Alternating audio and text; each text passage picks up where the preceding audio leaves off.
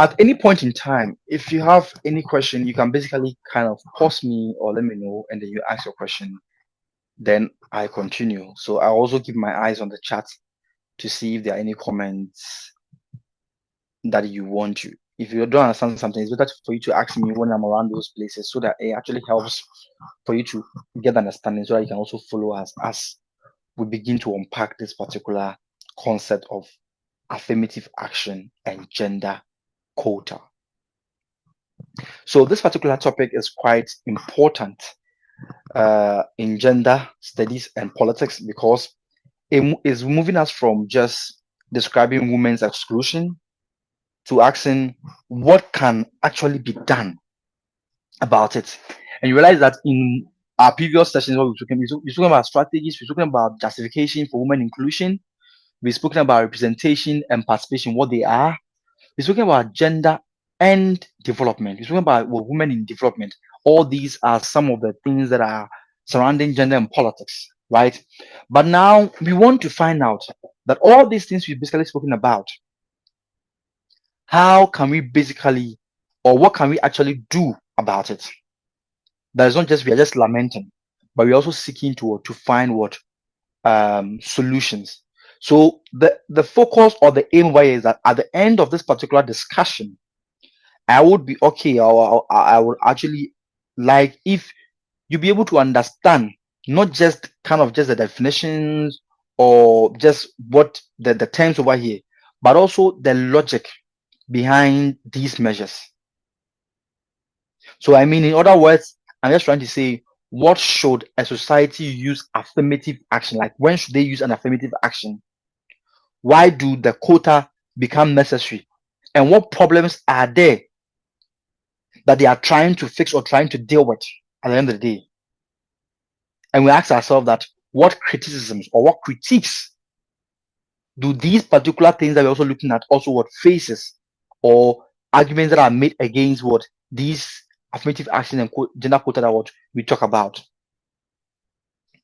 So let's move to our next slides, which is what we intend to basically kind of achieve today as in our learning goals for today. Meaning and nature of affirmative action, why affirmative action what flows from what the obstacles women face in politics. And remember this, that we did a previous on our obstacles. So we basically also explored obstacles very well. Then direct and indirect form of what affirmative action, the case for affirmative action in politics and development, the challenges and the criticisms of affirmative action, quota and gender quota, gender quota as tools for what? For representation.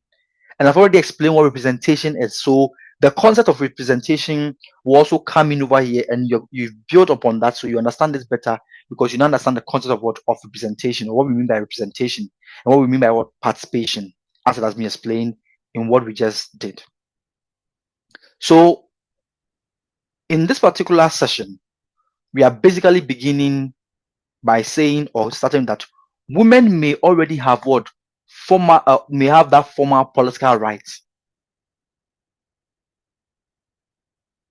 but they may what have the right to vote, as we've said in our previous ones, join political parties, to can campaign, contest for elections, and hold office. But the formal rights do not automatically what remove what the practical and structural barriers. So remember that when I was talking about, we were talking about gender gender and development, where they were looking at having to deal with structural barriers, structural changes. So over here in affirmative action, it is about removing that word structural barriers, because they point to those barriers as what as one of the biggest what ideas or obstacles what in what gender politics.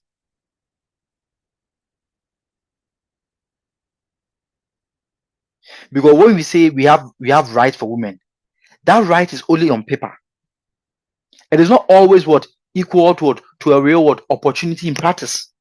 But the right may exist on paper, the laws may exist on paper, but it is not representative of what is happening on the ground. Because you can have a woman who may be legally free to contest an election. But if the political party financing system is not there, the social attitude still exists. Unpaid care workers, intimidation, and sexist political culture. All this will work together in the long run to work against the woman. So in this instance, we will say that formal equality exists without substantive equity.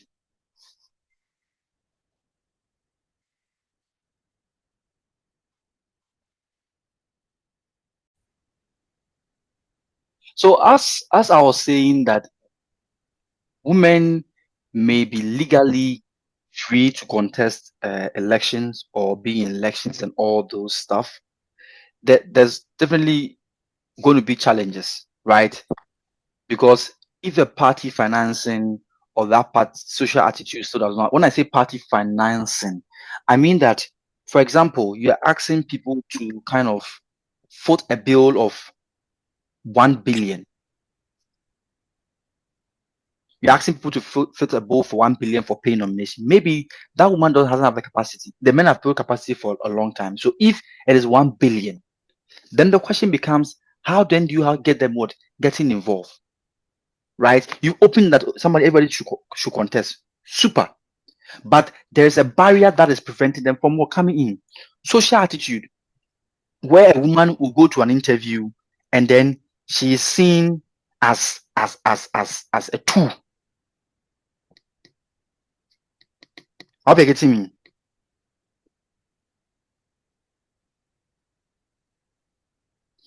The woman is seen as a tool, where they are going to talk about, who know what is saying, how is your husband? No.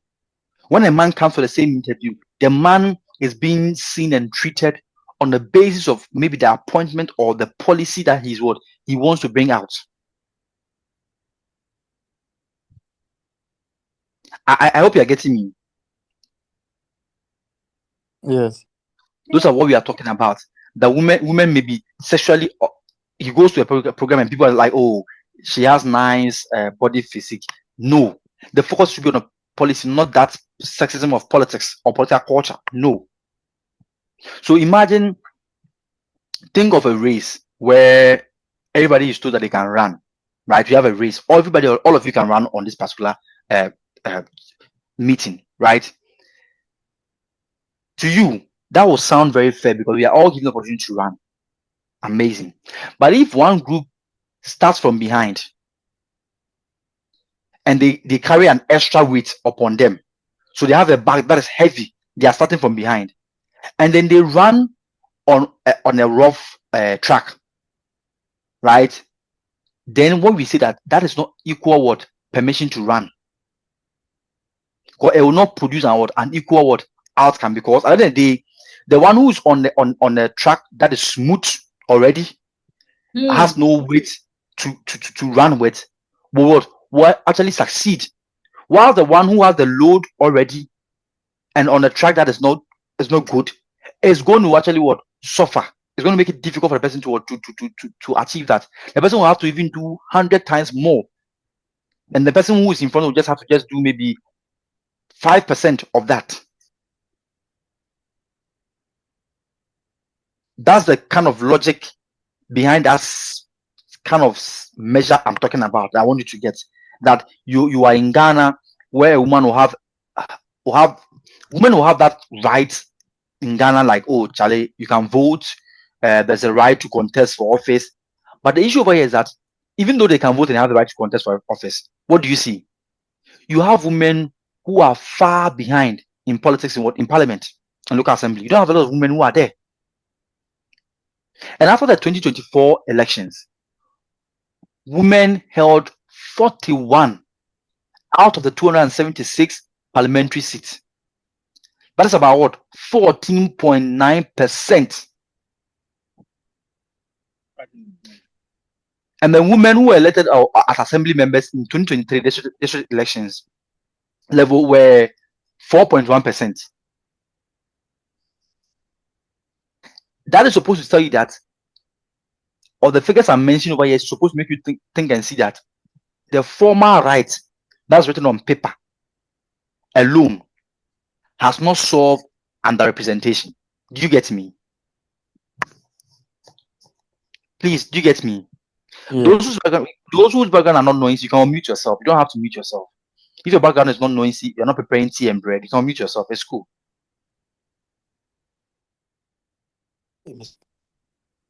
Then let's move to our next slide, where we would want to focus. We're looking at what the meaning of affirmative action. So when we say affirmative action, basically it refers to a set of measures used to address systematic discrimination and exclusion. What we are saying is that these measures can be used by what? By government, by the public institutions, by political parties, by schools, by companies, and other organizations. And when you realize that they usually target people that have that have faced historical or structural disadvantages. So in a simple way or in a simple form, explaining this, that I'm trying to say that affirmative action means that you are being deliberate, or you are putting out deliberate steps, or you are taking deliberate steps to correct a long standing disadvantage. That's what in a simple terms, that's what I mean affirmative action is. Making that deliberate or taking that deliberate step to correct a long standing disadvantage. So what I want you to understand is that the key idea over here is disadvantage is not random. Disadvantage is not random. It is often a structural thing. It has something that has been designed, that has been structured. And policy must sometimes policy must come to place to intervene. And when we say intervene, we're talking about intentional policies that is meant to correct or deal with that disadvantage that exists. So we are saying that things have been done, and the things that have been done has led to a disadvantage of certain people in the society. So to be able to deal with that particular disadvantage, what do we do? What do we do? Then we come back with policies that can revert, that can deal, or let me say correct that disadvantage that already exists in the system. So in a simple layman's term, what I'm trying to tell you is that affirmative action basically means a deliberate step taken to correct a long-standing disadvantage.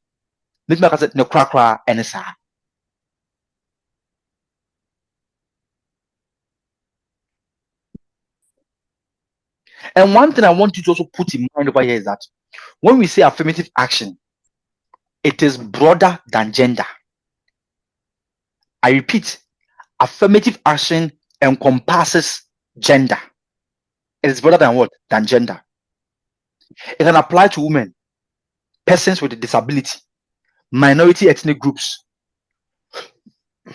So people may have disability in terms of seeing, in terms of mobility.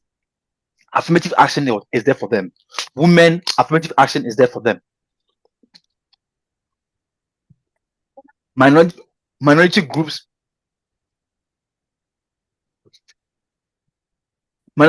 such as Hispanics, such as people who are from marginalized places, disadvantaged regions, and other excluded groups is what we are talking about when it comes to affirmative action. That's one thing I want you to understand. But in relation to this particular course, the focus will be on gender affirmative action. And we are focusing on looking at this in terms of politics. But what I want you to understand, affirmative action encompasses that. But the focus of this particular discussion we are doing today, we are focusing on on gender affirmative action, which way we focus on in terms of in relation to what? To politics. And for you to understand this, a practical example would be a party may reserve a minimum percentage of candidate slot for women. That is what affirmative action, because it is intentionally changing the access what to opportunity, or making what changes to what that access to opportunity. Where a party may say that in maybe Boemnof, maybe Ablikmanov, Bantama, Ohoy, that maybe these particular places only women are going to what allowed to contest.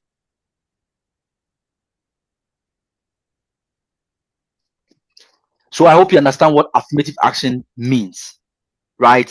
Is there any question?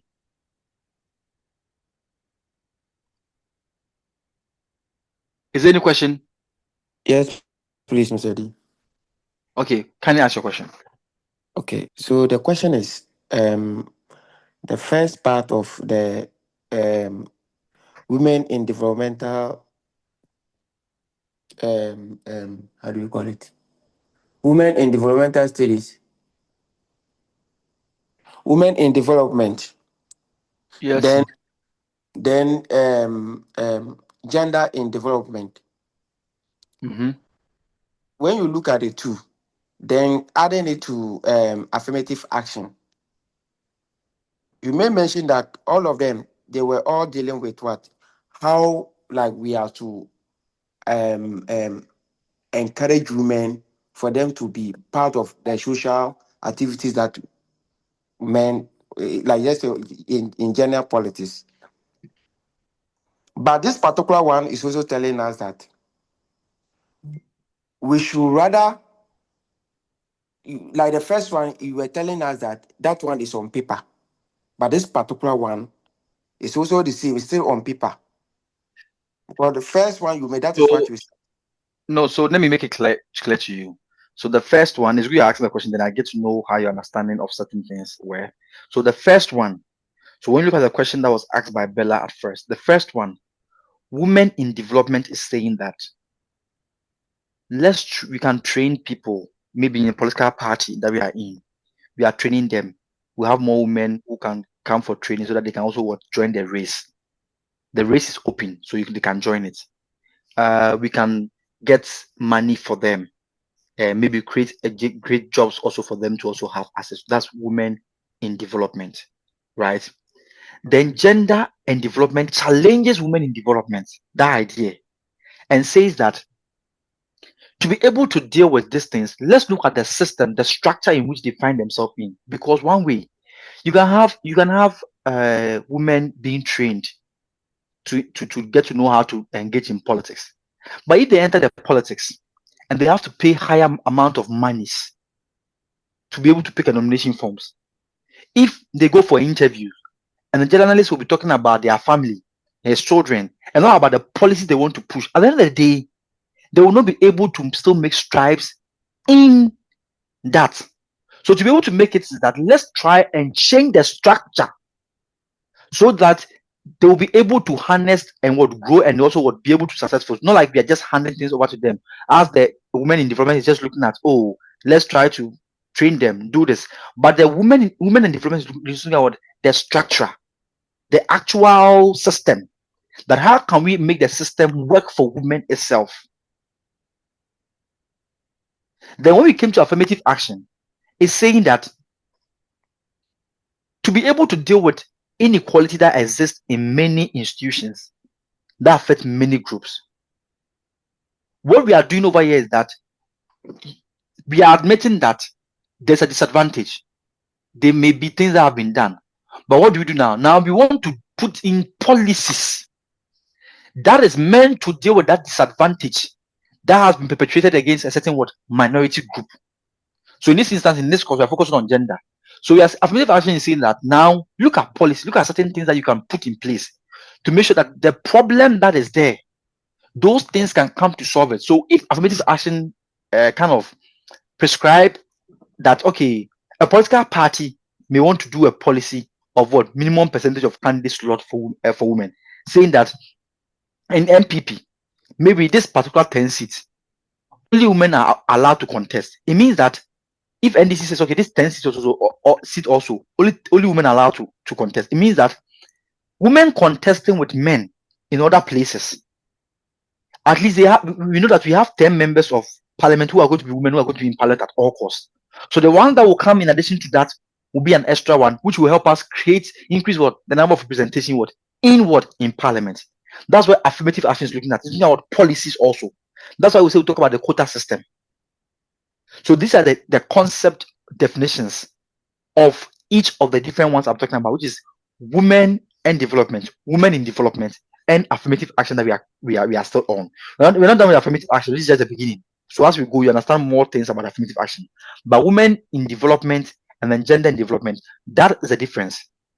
The women in development came toward to challenge the women in development, but they felt that was more like a simplistic way of saying things.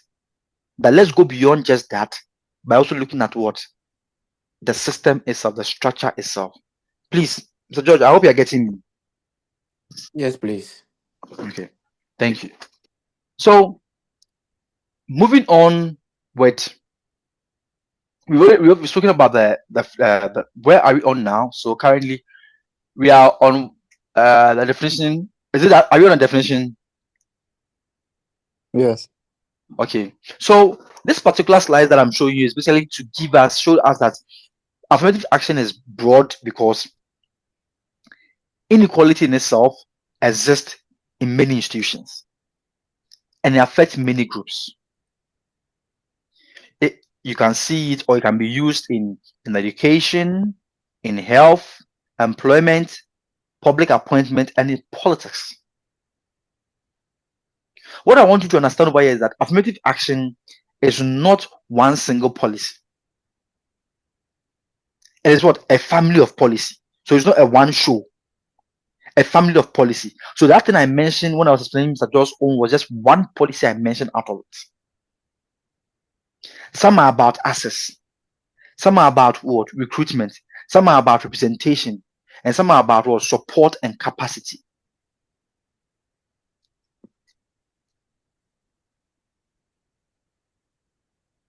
So, for example, if you're writing your essay, if you define affirmative action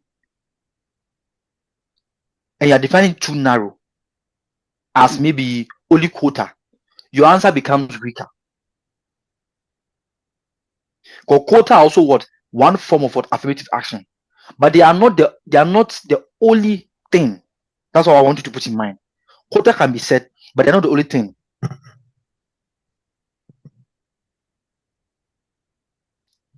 I hope you're getting me. It is not the only thing.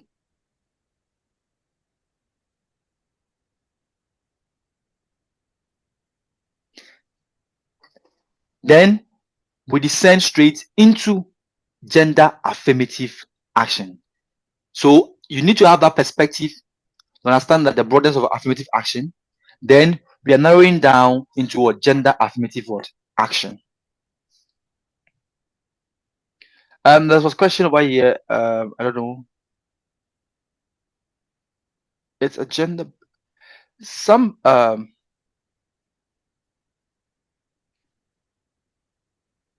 Okay, so somebody's asking, is affirmative action a woman-based topic? As I said, affirmative action encompasses just female, well, our gender. It also looks at minority, so it can also be that of people who are also, let's say, marginalized community or indigenous communities who are minorities in some places. Affirmative action seeks to also help or deal with all those things. But in this particular course is where we are looking at what? Gender. We are focused on gender and politics in terms of affirmative action. So that's where you see me focusing on. But I want you to understand that affirmative action is not only about gender. That's what I want you to also understand.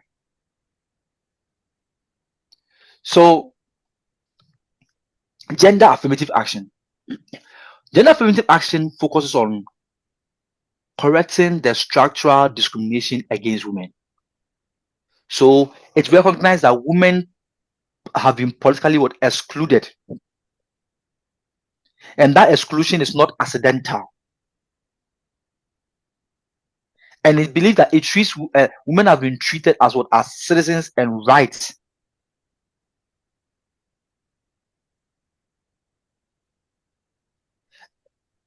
That when women is having those treatments meted out to them, they should have that treatment of being what citizens, and citizens with rights and entitlement, be able to contest, be able to do things, not as helpless people who need pity.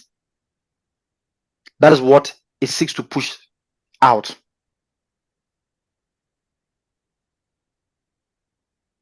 So what I'm saying over here is that it points the point over here, what I'm trying to make trying to say over here or communicate over here is that politically it's important, but gender affirmative action is not charity. It's like, oh, we are considering we want to just do something for them. No, it is not about being nice to women. It's about equal citizenship. It's about justice. It's about correcting system exclusion or systematic exclusion that has existed. Because when let's take this for example. So let's think about this. When a group has been kept out of decision making for a long time, the issue is not about kindness to the group. The issue is what is democratic what fairness. Who gets to speak? Who gets to decide, represent, and who shapes what policy?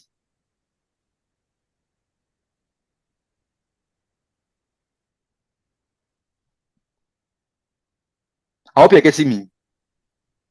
So what I'm trying to tell you in the question asked for the class is that why should women be seen as right holders rather than what valuable people to be what or vulnerable people just to what to pity?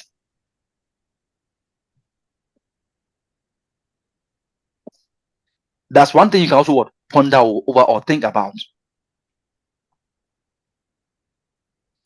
because the answer to that particular question you ponder over is this: that you're thinking about this in this way. See it from this particular angle.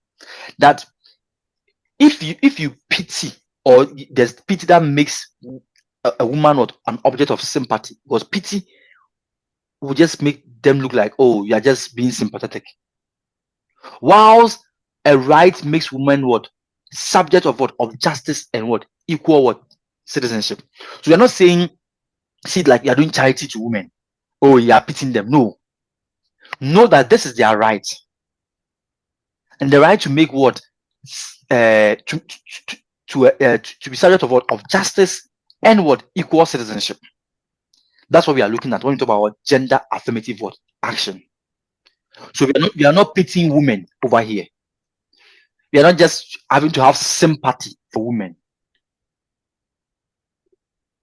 but we are seeing it that women indeed have a seat at the table.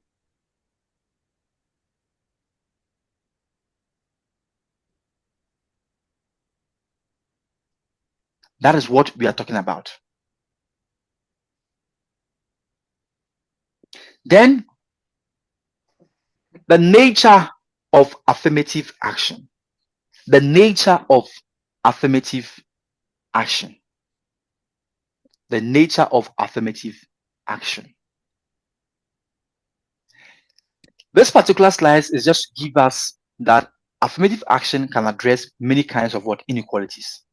As I've said already, from the gender to ethnicity to religion to disability to region and many more that is not in the slides over here.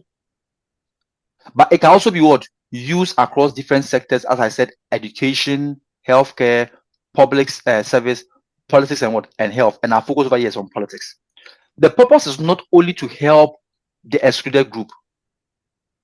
This particular part of it is to remind us that society benefits when excluded what groups contribute what fully. So affirmative action is not only about the target group. It's also about how we can bring about better development and better democracy in the society. Because the example over here is that when more women enter into politics, society will gain from their skills. Will gain from their skills, their experience, and their policy priorities, which can affect the debate on the health of on education, on childcare, on violence, on market conditions, and welfare. A woman will be able to explain the conditions of maybe sexual harassment better in their perspective, because they are they at the end of such abuses. So you're able to have that better policy view of issues like that.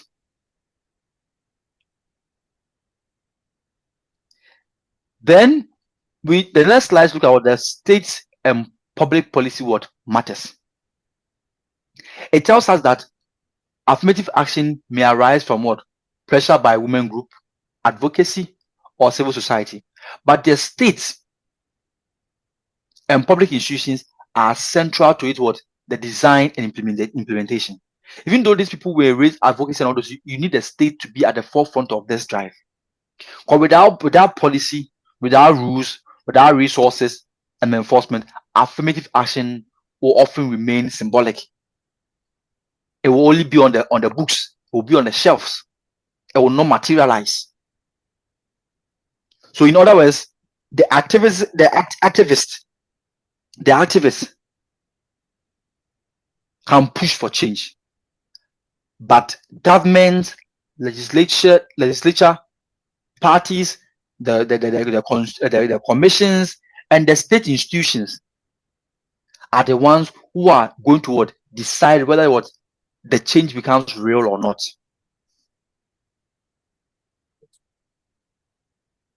So what you should understand is that political will matters if some of these things have to happen. And a typical example is Ghana's affirmative action, the Gender Equity Act that was signed into law in September 2024. And you people know that it's been a long tussle and a long hassle of this particular bill. There's been a long advocacy for this particular bill. And the law promotes that women participation, there should be women participation in public life, and it sets progressive representative targets that would at least 30%. There should be that at least 30% in decision making, and that's for the early phase and long-term move of what was designed, or the law that was enacted. And this shows the importance of turning the advocacy into enforceable laws.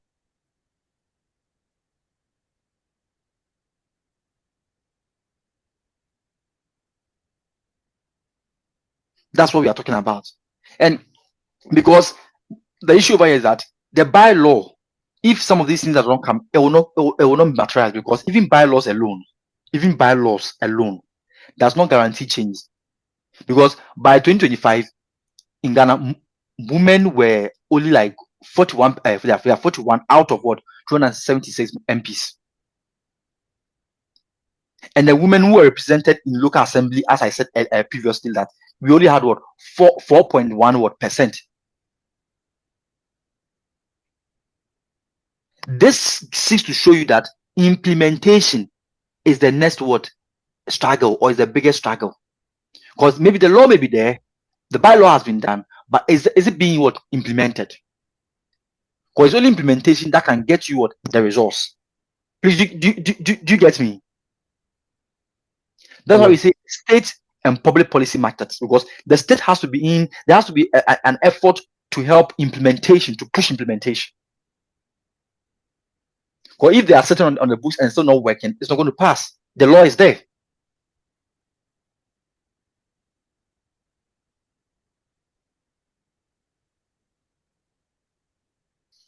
Now, let's move to the next slide. Direct and indirect affirmative action. Listen to this very well. Direct affirmative action changes the rule of what? Of access. Direct affirmative action changes the rule of what? Of access. Whilst indirect affirmative action strengthens what? Capacity and what? An opportunity without directly what? Changing the rules. So we have indirect and we have direct. Direct is when what? We are changing the rules of our access. And the indirect is when we are strengthening capacity and opportunity without what? Directly what? Changing what? The rules. And these direct measures, they include what? Specific targets, where we set targets that, okay, maybe in the next year, 2050, we want to have this number of women in parliament or do this and that quota, that we want to make sure that this number of seats will be only for what? For women. Like that we have a quota of percentage of this and that. There's what? Reserved seats or positions and rules for what? For appointment or an admission. And the indirect measures over here includes training, mentoring, campaign finance support, public education. We are training women, educating them how to talk in public, how to campaign, how to go out and do all those things, mentoring them, pairing them with people who have been there. The likes of the Jenana Opoku-Agyeman, Professor Nana Opoku-Agyeman, and then also what? Jane Mensah, and all these women who are in the country, including former what chief justices who are women who have actually what are trail what blazers to mentor what upcoming what women, find a way to have campaign support, slash down money that women have to spend when it comes to having to engage in what? In politics. So if people are paying 1 billion, a woman can pay what? 30,000 to make it easy for them to go to more people to contest. Public education, and then programs that improve access and what? And performance. So what I want you to understand is that direct measures force the system to open up. Direct measures, they force the system to open up, whilst indirect measures would help people to prepare to enter and compete with what? The system.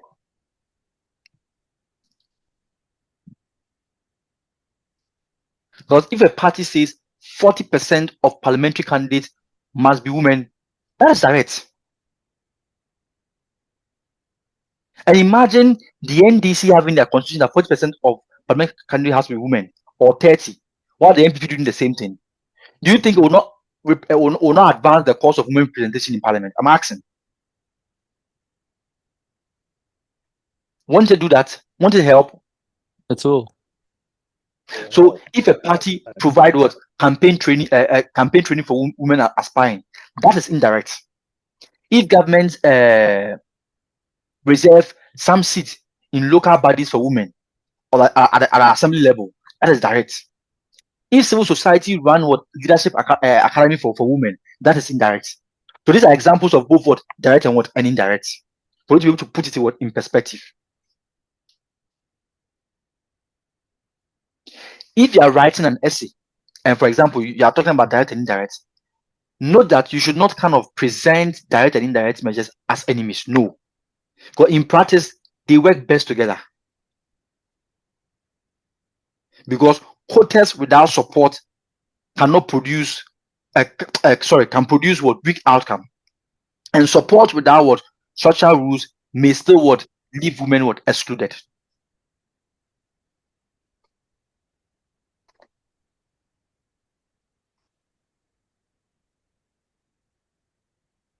Please, do you get me? Yes. So in Ghana, one argument, one of the arguments is that a new legal framework is a direct measure. But whilst we can say that mentoring, campaigning, support, civic education, and effort to reduce sexist barriers are indirect measures that must complement what we seek to do. So let's move to the next slide, which we are looking at the cases for and challenges of affirmative action. The cases for and challenges against what? Affirmative what? Action. Mr. G, please, I have a question. Yeah, please ask. Please, the seat that you were talking of concerning that the political parties or government seat. So this particular seat, is it for political parties or the government seat that we are to allocate for the women? Which type of seat? What you're trying to say is that this seat we're talking about can be from government or the political party level. Government can decide that when it comes to local assembly, okay, we are going to make sure that MMDC, that in appointment, which is by the president, I'm going to appoint, let's say, 50 women, or maybe let's say 5 women in every region. We are going to make sure that 5 of those particular places are only for women. So the list I'm looking at should be women who are knowledgeable, who fits the criteria to be appointed. We are not saying that women we should just, because it's gender, we are saying that we pick any woman who does not qualify. No. So we are just leaving it for women to compete among themselves. So the president can do that at the national level. The parties can also do that at the regional level or national level. The president can do that. While the parties can do the national level, where they can say that, okay, fine, in this is our stronghold. So in stronghold, we are reserving 10 seats for women in the Ashanti region. The NDC can say, okay, this is our stronghold voter region. We are also reserving 10 seats for women in the voter region. Okay. Those seats should be challenged among women in this country. So that means before we even start the race, women already have 20 seats in parliament. Please, you get me? Yes, please. I have a second question again. Okay. So the agency that pushed for the affirmative action bill, were there women only or both men and women? Affirmative action has not been championed by only women. And as I said, affirmative action is a broader one. So it seeks to also deal with minority groups. So when you talk about indigenous people, people who have their own lands, but they are now at the minority level, all those ones are people that affirmative action also talks for. People who are marginalized, affirmative action fights for them. But over here, because the course is gender and politics, we are focusing on gender. What we are saying in terms of gender, affirmative action is being championed to help women. So when it comes to affirmative action, both men and women are all part of the push for affirmative action. Please, I hope you are getting me. Yes, please. Okay.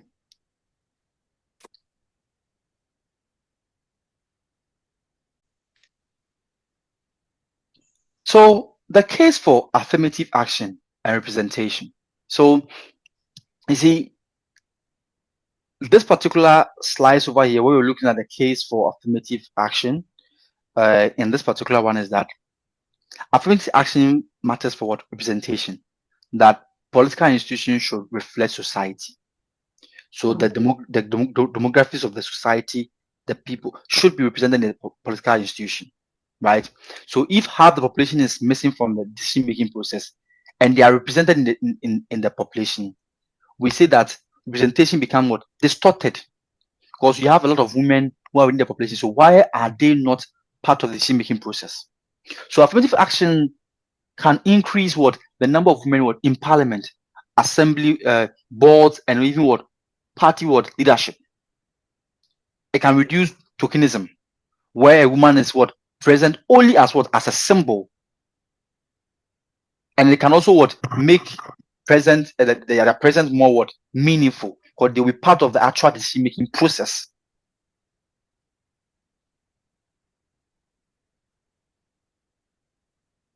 And we are not saying that numerical representation is not enough by itself.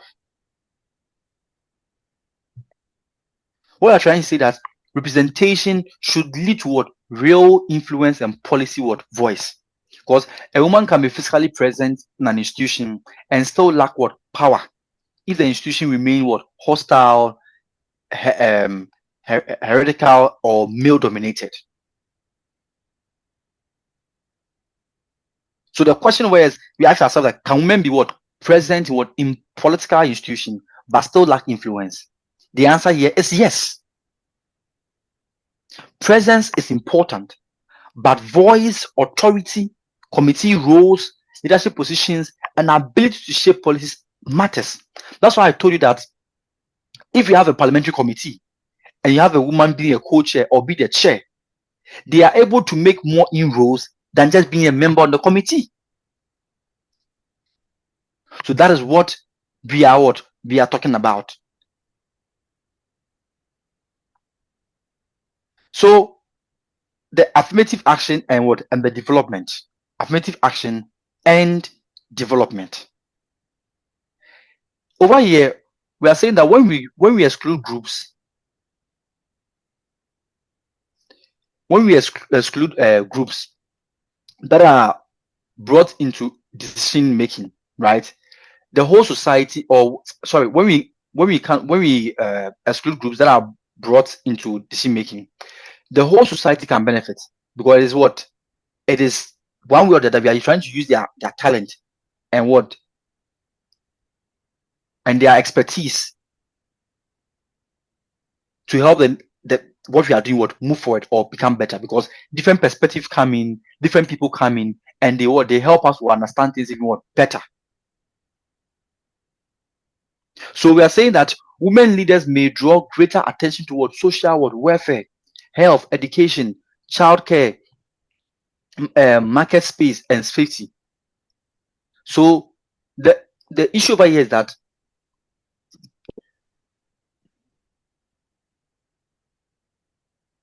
this does not also mean, or what we are trying to say over here for you to be cautious is that I'm not saying that all women think the same way. But I'm trying to say that women often experience social life differently, and increasing women participation can widen the the policy agenda and make institution more responsive. That's what I want you to understand over here. That's why I've taken my time, so that I don't shape your thinking for you to think that, oh, in that way, if you're saying they're going to be social, that means women are going to think the same way, and they're going no. But what I want you to understand over here is that women often become experience social life differently, and increasing that women representation can widen the policy agenda and make the institution more responsive. So an example that I can give that comes close is when what I can say is that when women are kind of excluded,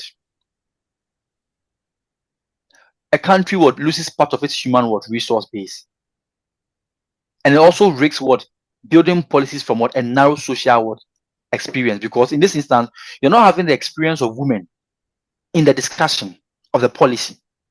In this instance, you are losing a certain human resource who may be skilled and be able to solve certain issues. When Ghana had this issue on Akosombo, when the place caught fire, do you remember? Yes, please. It was so breathtaking that you heard that one woman who was a national service personnel was deeply rooted in having to get the system back online. And when the president even went there, the president would acknowledge that woman. So imagine you have such a woman there and not tapping into that human resource. Maybe the country would have been able to have actually also be able to fix some of these problems earlier if such women were not part of it. I hope you get what I'm trying to say. Yes, please. So in Ghana, we saw that the debate around how we want to structure our markets, because this market is mostly used by women. So who best to tell us what they think or the best structure to help our market be, so they can help serve them better? How they want the sanitation should be designed over there for them? Who best talk about maternal care? Who best talk about girl education? And who best talk about community safety? And all these are all great areas that women a great women representation can deepen the policy discussion. Especially because since women are kind of the major actors in informal trade and then community what welfare. So that is why there is that kind of what need.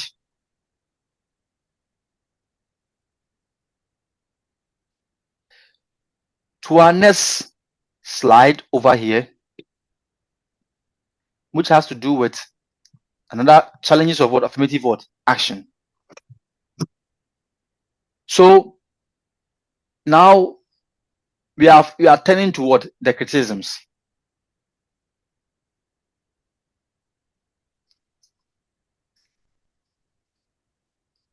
And this is where I'll say an essay answer becomes stronger because you need serious writing to be able to address the counter arguments in that order. So society may disagree on the biases for what affirmative action. Some people may see that the target group as what as vulnerable people to be pitied, but not like but not citizens with rights. They may think that okay, fine, let's pity them, but these are not necessarily citizens who have to have rights, because those who benefit from existing privilege may resist change, which may be like those who are also implementing, who has to also implement those change, may kind of lack interest or commitment or the political will to have to do that. So disagreement on the basis that disagreement on biases makes people ask people may ask that why women and why not another group. So the challenge is, this is one challenge, that people may be disagreeing and but they're disagreeing on their biases, and the question they may be asking is that, okay fine, if it's affirmative action, women are not the only marginalized people in the world or in this country, so why not the other group also, and why women?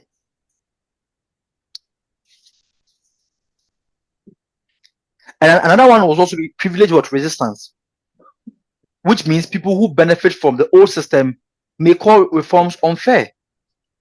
So maybe if you have a system that has a lot of, let's say, male appointments, and then you begin to give quota to females, they'll say, why?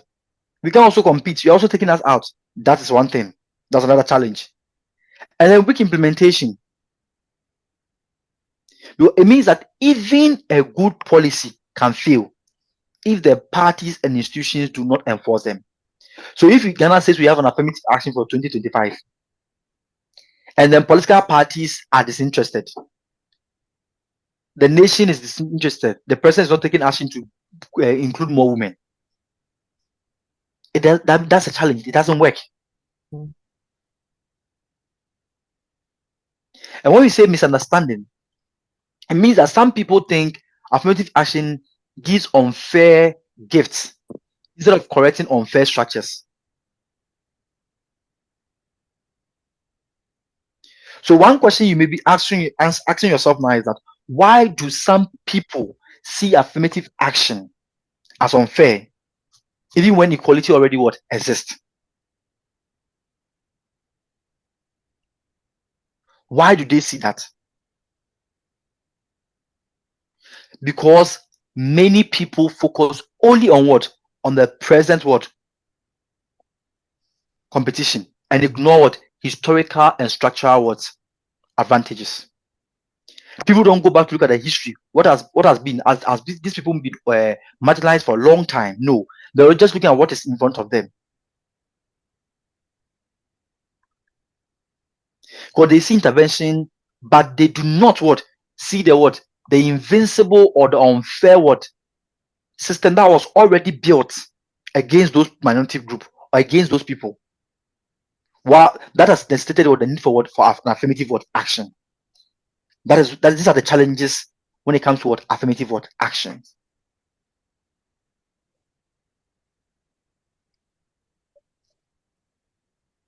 Now, we are moving to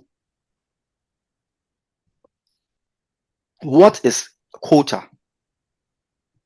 A quota is an affirmative measure that sets a fixed percentage or number for a group. So in politics, quota are used to improve normalizing or representation of underrepresented groups. The key idea over here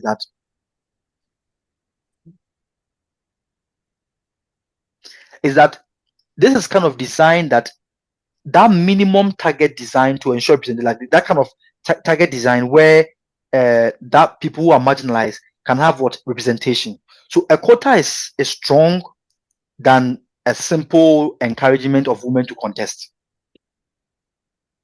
Because encouragement will say that try if you can win. That's what encouragement may do. A quota will say that the institution must create room.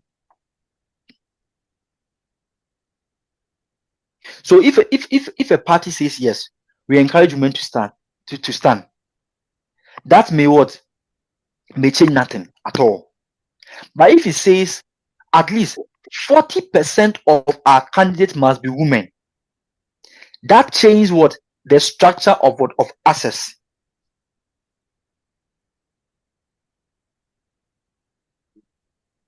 Please, I hope you are getting me. Please, I hope you are getting me. I hope you can understand what I mean by quota. Hello. Yes, please. I want to talk about gender quota. What I just explained was quota. We want to talk about gender quota. Gender quota are basically quota measures used to specifically to correct gender imbalances, right? So in politics, they are often used to increase women access to decision making and offset the obstacles women would face in electoral processes or electoral cycles. That is basically what gender quota is. So they can target different stages. They can look at aspirants, candidates, or elected representatives. And this is important because exclusion can happen at many points. Some women are blocked before primaries. Others may reach nomination but are denied winnable constituencies. Others get elected but remain excluded from leadership role. So the example over here is that a party may require that at least 40% of its parliamentary candidates are women. In that way, you end up having more women being there to represent. And one question I want you to look at over here is that, or one thing I want you to remember is that gender quota are not the same, or gender quotas are not the same.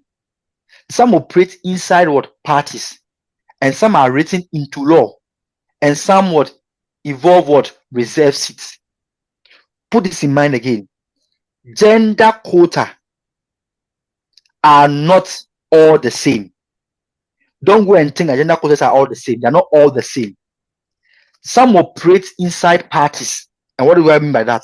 As in the sense that the party system may say, okay, 40% for party. Some are written into the law, the constitution, that in cabinet, maybe the president should, if it's 19 members of cabinet, 9 or 10 should be women. Non-negotiable. And some involve reserve seats, that maybe this particular seat in this constituency or this particular position in this particular place is reserved for only women to occupy. Please, I hope you're getting that analogy I've given you about gender quota, that it comes in different. I hope you've seen the forms I'm talking about. Hello. Yes, please. Okay. Thank you.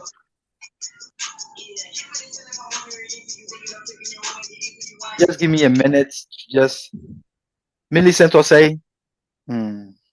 So we are moving to the next one, which is where gender quota can apply.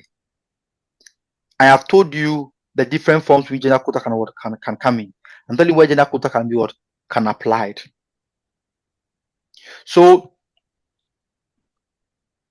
This particular slice would help you in writing what the essay, because it shows that quota can shape the whole political pipeline.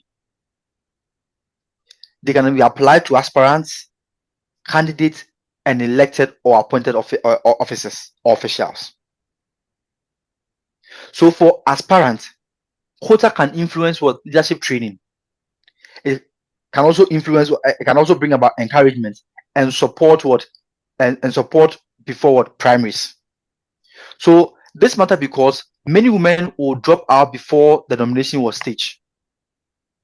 So for a candidate, quota can what affect party nomination what list, minimum numbers of women candidates, and then or minimum winnable what constituency and campaign support.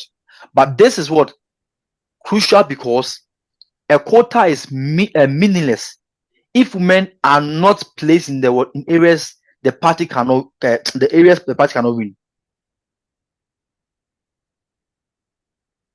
That if the women are placed in places that the party cannot win, that gender that quota thing for candidates is meaningless.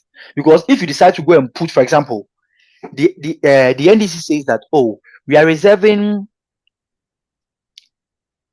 50% of our candidates should be women for the Asante region competition. Do you think it's fair? Do you think it will make any impact? I'm asking you. Or the MPP says that, oh, we are reserving, let's say, 70% of our candidates position for members of parliament in the voter region for our people. Do you think it will yield any results? I'm asking you.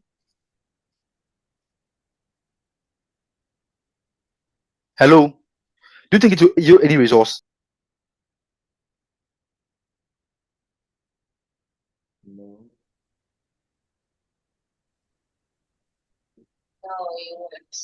Never.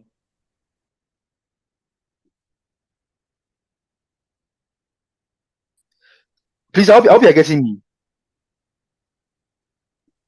Yes, Eddie. Yes. So you are not, if you are saying gender quota and the party says gender quota, so they go and put the people or the ladies the women in places where they can win. That is not gender quota. I hope you are getting me. That is not gender what quota. Because that quota you are doing will yield no results. And the next one is what?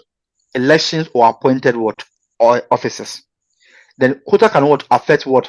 Parliament, local assembly, a board, council, or ministry appointment. Where I said earlier that we can reserve seat that, okay, fine. When it comes to this ministers, this has to be only what? Females who have been appointed over here or women who are appointed over here.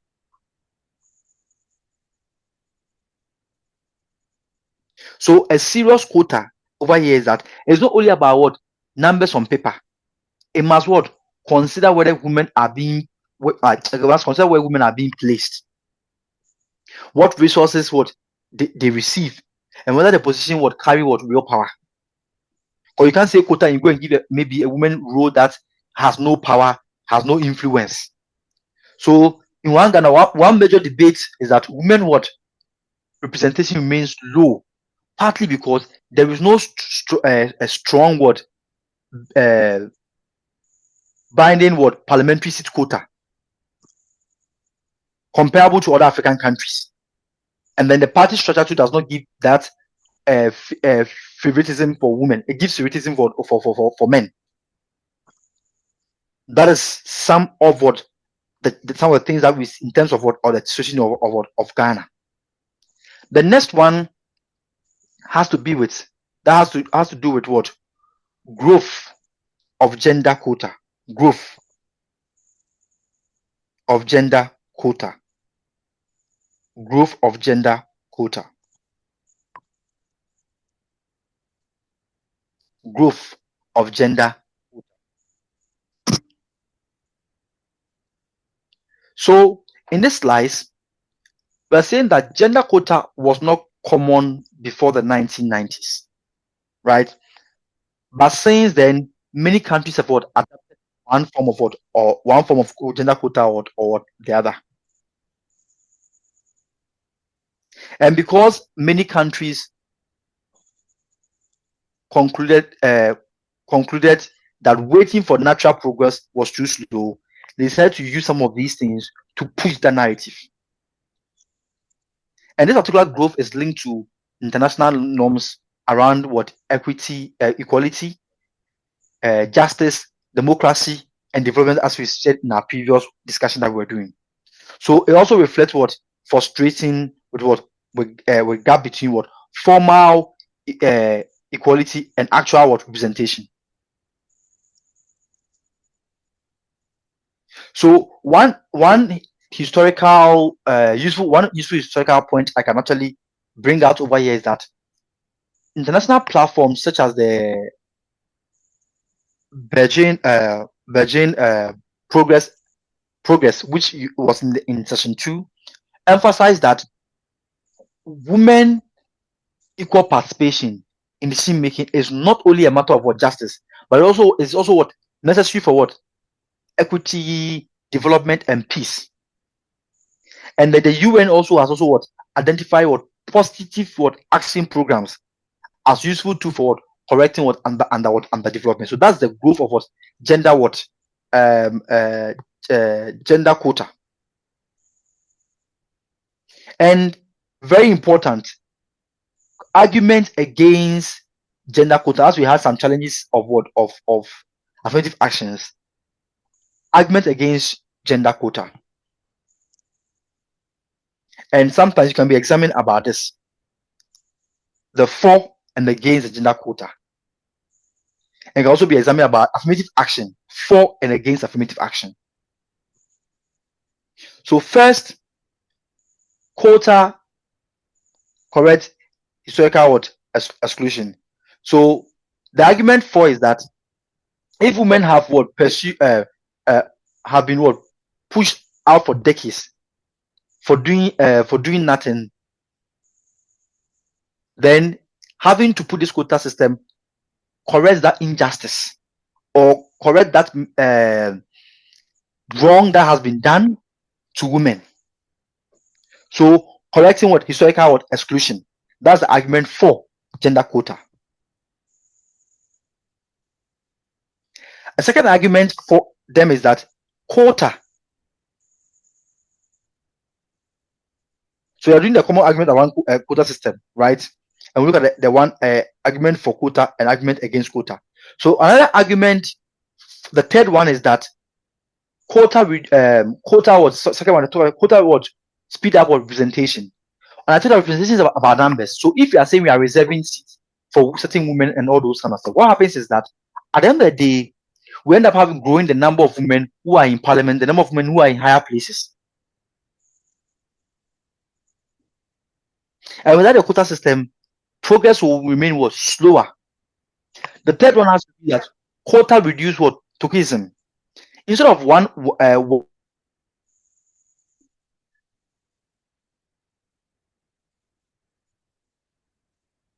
represents what in the institution. The fourth one over here has to do with what quota can strengthen what inclusive democracy. But the democracy what could what reflect the people, because women and men have equal representation of the population. Women may be 50% or maybe 49%, but it's always close. And if women are high in the population, we are saying that having them included strengthen democracy, and having them excluded what weaken what democracy. So that is what argument what for quota system.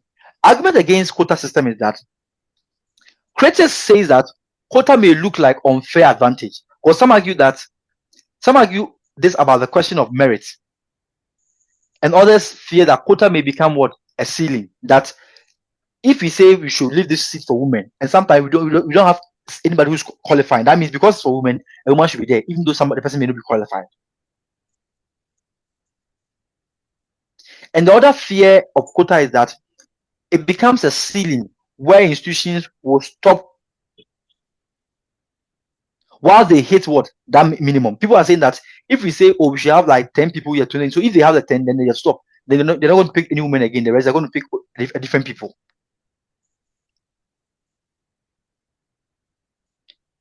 So those are some of the argument against that. If you are going this way, that quota system alone does not automatically guarantee real influence.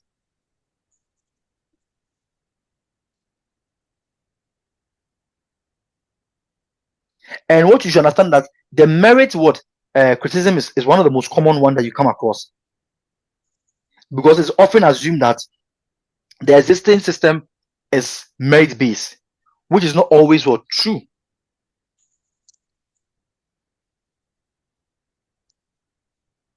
So there's the argument against the quota system. But if you're arguing in examination, some of you may also go and talk about the fact that if money, for example, you have old boys network, you have patronage, you have a strong family background, that gender stereotype has shaped political outcome, and can also be that men may get in based on bias, not based on what merits.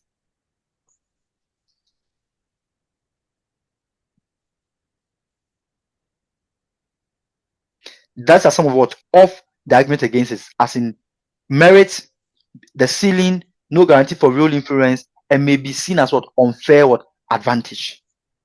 So this is in terms of the point for against gender quota, and the point for gender quota.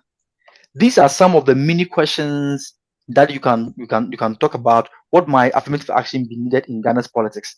And in this way, these are the 4 points you can also look at or talk about or want to use in writing your essay. Possible examination question you can also look at explain the nature of affirmative action and its role in correcting social balances. These are some of the questions that you can also come across.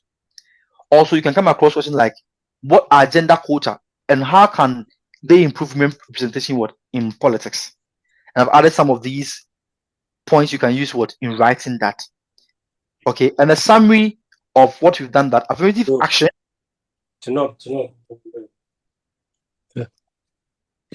Affirmative action over here that we are discussing is that measures used to correct systematic discrimination and exclusion.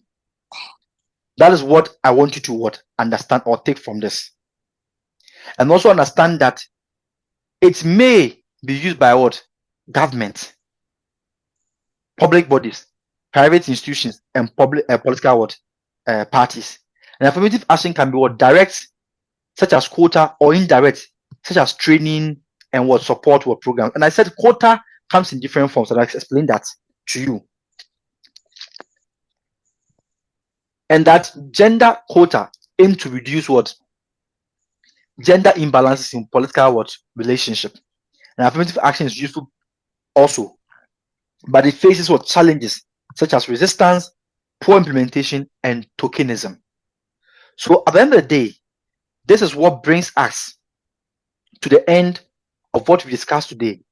We've basically discussed gender not being just male and female, socially constructed and culturally constructed. We've spoken about equality and equity.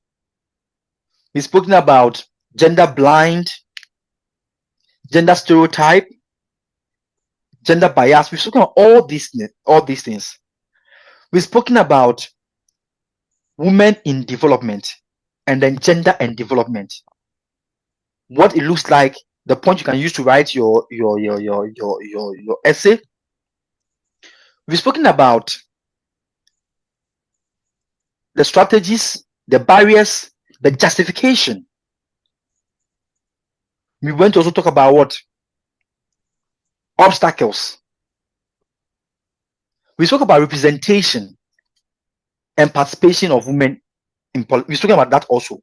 And we're talking about affirmative action, quota system, the point for and against, the challenges of our affirmative action, and what affirmative action is, the pluses of it. So you have all this understanding in terms of gender and politics, which at the end they will be able to help you in terms of having to write your examination. So we'll bring it to an end over here. Then we'll meet at dawn to go through